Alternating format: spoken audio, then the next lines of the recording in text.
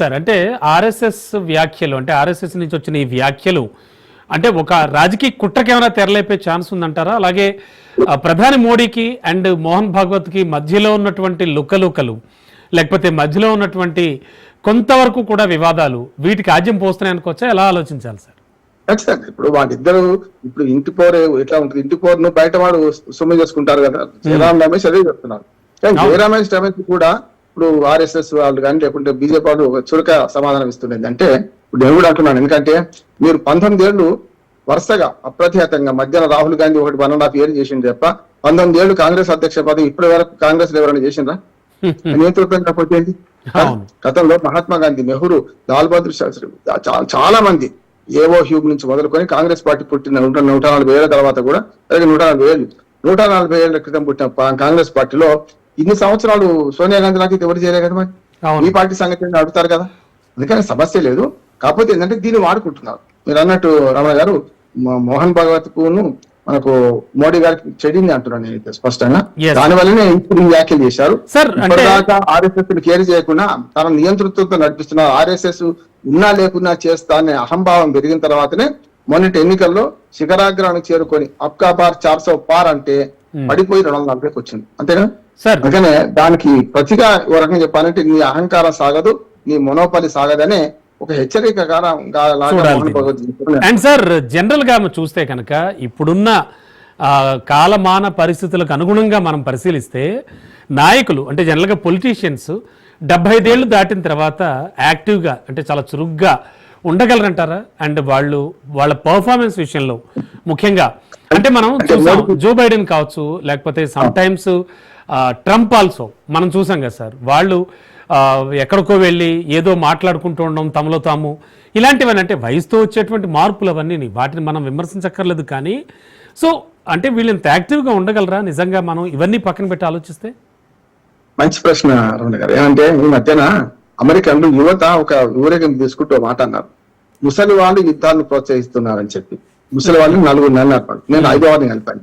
ముసలి వాళ్ళు యుద్ధాన్ని ప్రోత్సహిస్తున్నారంటే ఇప్పుడు ట్రంప్, పుతిన్, మనకు నెతన్యాహు, 5 లక్షమని కదా, ఈ 4 ముసలు. అంటే ఇంకొక ముసలి వ్యవస్థ ఉన్నది, అది ఐక్యరాజ్య సమితి. ఐక్యరాజ్య సమితి నిర్వీర్యం అయిపోవడానికి కూడా ఈ ముసలితనమే అని 80 ఏళ్ళు దాటింది ఐక్యరాజ్య సమితి ఏర్పడి.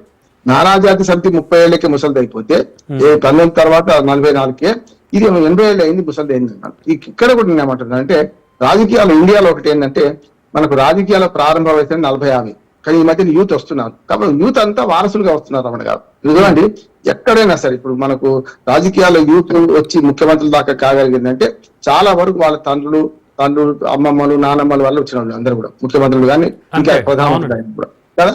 కానీ వారసత్వంగా ప్రజాస్వామ్యంగా వచ్చిన వాళ్ళు తక్కువ. ఓ రకంగా చెప్పాలంటే ఇప్పుడు కాంగ్రెస్ జాతీయ అధ్యక్షుడు మల్లికార్జున ఖర్గే పేరుకే గానీ పెత్తనం అంతా గాంధీ కుటుంబాన్ని కదా. అట్లా చూసుకుంటే ఎవరు సెకండ్ ఎవరు ఫస్ట్ అంటే మల్లికార్జున ఖర్గేని పక్కన పెట్టి మాట్లాడతారు అందరం కూడా. ఇది అంతే. ఇప్పుడు ఇక్కడ ఏమైందంటే మనకు మోడీ 75 ఏళ్ల వయసు పెద్దది కాదంటున్నాను. 2 ఉంటాయి. మీరన్న ఉదాహరణలు ఎవరైతే నేను చెప్పిన విదేశీ ఉదాహరణ చూస్తే ఆటిజం వచ్చింది ఆల్రెడీ, జ్ఞాపకశక్తి క్షీణిస్తుంది, ఏది మాట్లాడుతుంది తెలుస్తలేదు. కానీ మోడీ అట్లా కాలేదు కదా. అందుకనే రాజకీయాల్లో ప్రారంభ వయసు గతంలో 50-60 దాకా అనేవాళ్ళు కొంచెం తక్కువైంది. రాజకీయాల్లో ప్రారంభ వయసు 30-40 అంటే సార్ అంటే ఆర్ఎస్ఎస్ ఒక మోడల్ గా బీజేపీ లాంటి పార్టీలు ఖచ్చితంగా ఈ నిబంధనను పరిశీలించి ఫాలో అయితే బెటర్ అంటారా? ఎలా అనుకోవచ్చు? ఎక్కడ రాసి లేదు కదా. ఇప్పుడు ఏమైందంటే వంగు తీరు వాస్తవం అంటారు, వాళ్ళ అవసరాన్ని బట్టి నిబంధనలు మారుస్తారు. అందుకని ఎక్కడైనా రాసి ఉంటే అది వేరు, రాసి లేదు కదా. ఇప్పటిదాకా రాయని రాజ్యాంగాన్ని అమలు చేశారు. ఇప్పుడు ఆ రాజ్యాంగం నీకెందుకు వర్తించదు? నువ్వు అద్వానీ కంటే గొప్పవాడివా, మురళీ మనోహర్ జోషి కంటే గొప్పవాడివా, యశ్వంత్ సిన్హా కంటే గొప్పవాడివా అని అంటారు కదా. వాళ్ళిద్దరు తిరగబడ్డే. అద్వానీ గాని మురళీ మనోహర్ జోషి పార్టీ కట్టుబడి కొంచెం ఎక్కువ మాట్లాడలే, కానీ వాళ్ళు కూడా సన్నాయి నొక్కారు.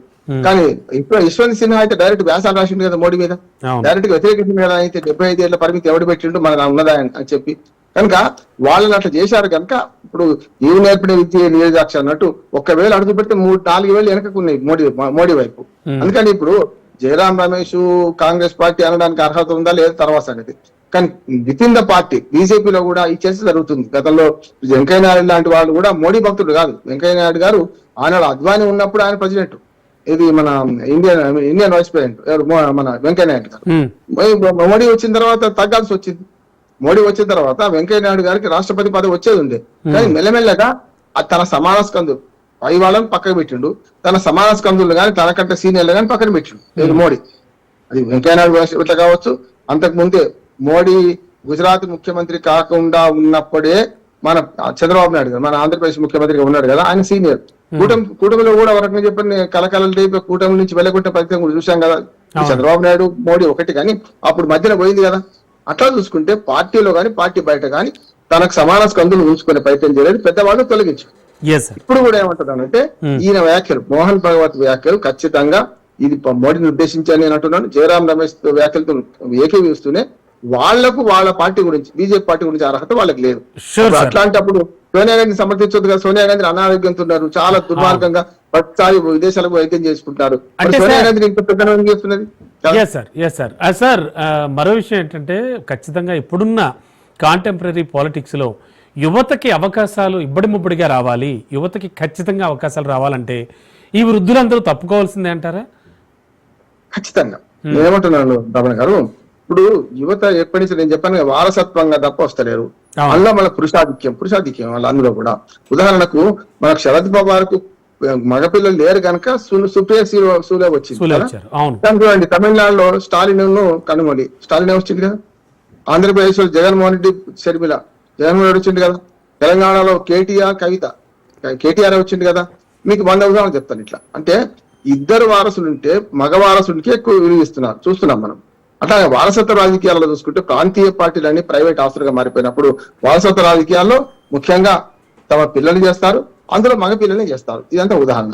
ఇక మామూలుగా అయితే మనకు బీజేపీలో ఆ వారసత్వ రాజకీయాలు లేవు. దేనికైనా ఒప్పుకోవాలి. మోడీ తర్వాత ఎవరు అంటే ఎవరు చెప్పలేం కదా. ఒకనాడు ఇందిరాగాంధీ పోతే మహాభినిష్ట గమనం, ఆమె తర్వాత ఎవరున్నారు అని ఇందిరా అని ఆనాడు ఈకే బార్వా దేవకాంత్ బార్వా చెప్తే నేను దానికి వ్యతిరేకంగా ఫస్ట్ జర్నలిస్ట్ నేను వ్యాసం రాసింది అది. ఇండియా అంటే ప్రజలు ఉన్నారు, ఇందిరా కాదు. దేశం అంటే మట్టి కాదు, దేశం అంటే మనుషులు. ఖజానా అప్పారావు గారు మహాకవి ఎప్పుడో అన్నాడు, కానీ ఇది సరైనది కాదండి. ఇప్పుడు ఇవాళ ఏమైతుందంటే మోడీయే ఇండియా అనే స్థితి తీసుకొచ్చింది. అందుకని చూడండి మొదట అహంకారం ఎక్కువైతే మోడీ గ్యారంటీ అని మోడీ అన్నాడు. చూసింది కదా రమణ గారు, మోడీ గ్యారంటీ అని మోడీ అంటే చెల్లదన్నది కదా. ఇప్పుడు మోడీ గ్యారంటీ మీరు నేను వేరున్నా. అందుకని ఇవాళ వారసత్వ రాజకీయాలలో మోడీ గారు తనని తానే అంటే ఒక రకంగా తాను ఏదైతే చేసిండో అదే తనకు ఎదురవుతుంది. దానికి మన మోహన్ భగత్ రూపంలో వచ్చిందని నేను అనుకుంటున్నాను. ఈ ప్రతిపక్ష పార్టీ సమరం తన పార్టీలో మాత్రం లోకలోక లేపినట్టు లెక్క. అవును సార్. అండ్ మనం ఇవన్నీ మళ్ళీ పక్కన పెట్టి ఇంకో మాట కూడా మాట్లాడుకుందాం.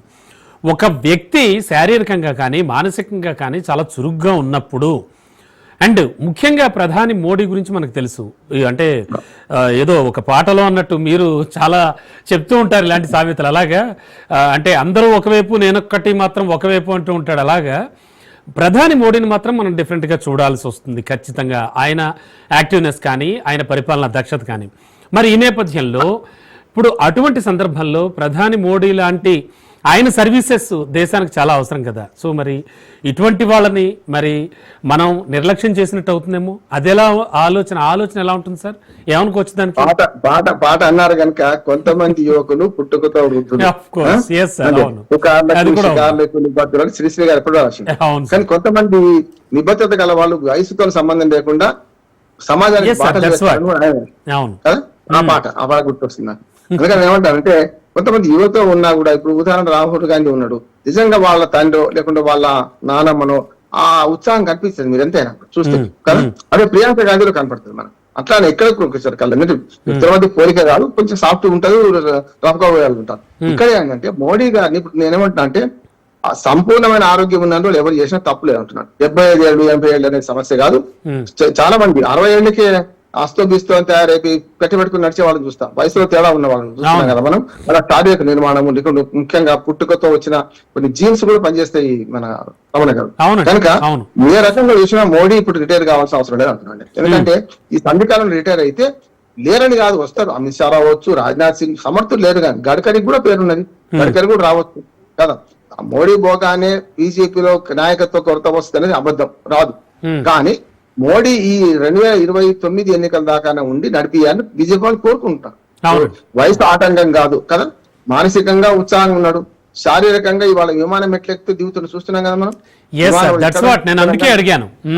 అవును సార్. శారీరకంగా ఫిట్నెస్ ఉన్నాడు ఆయన, మానసికంగా ఫిట్నెస్ ఉన్నాడు, సమస్య లేదు. Hmm. కొన్ని ఎంత దూరంలో ఉంటుంది, ఎంత దూరంలో ఎవరికైనా ఉంటాయి. వ్యక్తి ఆరాధన, వ్యక్తి పూజ మన భారతదేశంలో మొదటి నుంచి ఉన్నది కనుక వ్యక్తి పూజ ఉన్న భారతదేశంలో మోడీ లాంటి నాయకుడు ఇంకో 4 ఏళ్లు ఉండాలని కోరుకునేవారు చాలా మంది ఉన్నారంటున్నాను నేను కదా, సమస్య లేదు.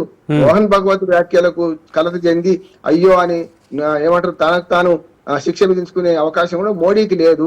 నవ్వుపోదురు కాక నాకేడు సిగ్గు అన్నట్టు వాళ్ళన్నా వీళ్ళన్నా కరెక్ట్ చేస్తా అంటాడు కనుక మోడీ సున్నతి మనస్కరుడు కూడా కాదు రమణ గారు. మోడీ మనస్తత్వం సార్ అంటే మోహన్ భాగవత్ గారు చేసినటువంటి ఈ వ్యాఖ్యలు ప్రస్తుతానికి రాజకీయాల్లో ఒక రకమైన మేధో సంపత్తికి అడ్డంకిగా మారదంటారా? అంటే ఈ వయసు క్రైటీరియా అనేది, ఎందుకంటే ప్రజాస్వామ్యం అంటే ఖచ్చితంగా ప్రజలే నిర్ణయాత్మకం. అంటే వాళ్ళు చెప్పేటువంటి తీర్పే అసలు సిసలైన తీర్పు.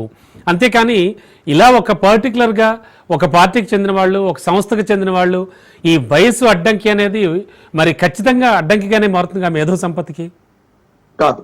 ఎందుకంటే ఇప్పుడు అందుకని మేధస్సులో అనుభవానికి వచ్చిన జ్ఞానం పెరుగుతుంది కదా. ఎప్పుడు కూడా నేను అంటుంటాను, అంటే మన పెద్దవాళ్ళు అనుభవాన్ని యువతలోని ఆవేశాన్ని రెండు కలగలపాలి. ఈ రెండు ఉన్నాయి మోడీ గారికి అంటున్నాను. నేను మోడీ గారి అభిమాని కాదు, అంతేకాదు నేను అంటే కదా మనము వ్యక్తిగతంగా నా అభిమానం ఏం కాదు. కానీ ఒక విశ్లేషణ చేస్తే మోడీకి 2 లక్షణాలు ఉన్నాయి. మోడీ శారీరకంగా ఫిట్నెస్ ఉన్నాడు, మానసికంగా కూడా ఫిట్నెస్ ఉన్నాడు. ఎవరికి ఎప్పుడు జాబ్ జాబ్ ఇస్తున్నాడు కదా, కనుక దానిలో ఫిట్నెస్ విషయంలో తప్పులేదు. ఇప్పుడు మనకు వాహనము 15 ఏళ్లకు పర్మిషన్ ఇస్తే లైఫ్ టైం అంటే ఇంకో 5 ఏళ్ళు పెంచుకుంటలేమో ఇది అంతే. ఇంకోటి దీని నిబంధన రాసిలేదు కదా. నిజంగానే బీజేపీలో కానీ RSS లో కానీ ఎక్కడ 75 ఏళ్ళ రాజకీయ నాయకుడు రిటైర్మెంట్ కావాలి కంపల్సరీ రాసి ఉంటే అది వేరు. మీరు రాసుకున్న దానికి వ్యతిరేకంగా పోతున్నారు కదా. కనుక ఇప్పుడు మోడీ అవసరం దేశానికి ఉందని ప్రజలు అనుకుంటున్నారు, వాళ్ళు అనుకుంటున్నారు. ఒకటి. రెండు, అంతిమ తీరు ప్రజలదే కదా. మోడీ ముసలోడు పనికి రావాలనుకున్నప్పుడు వాళ్ళే ఓడిస్తారు కదా. ఒకసారి 2 సార్లు 3 సార్లు చూసిన తర్వాత వాళ్ళే ఓడిస్తారు.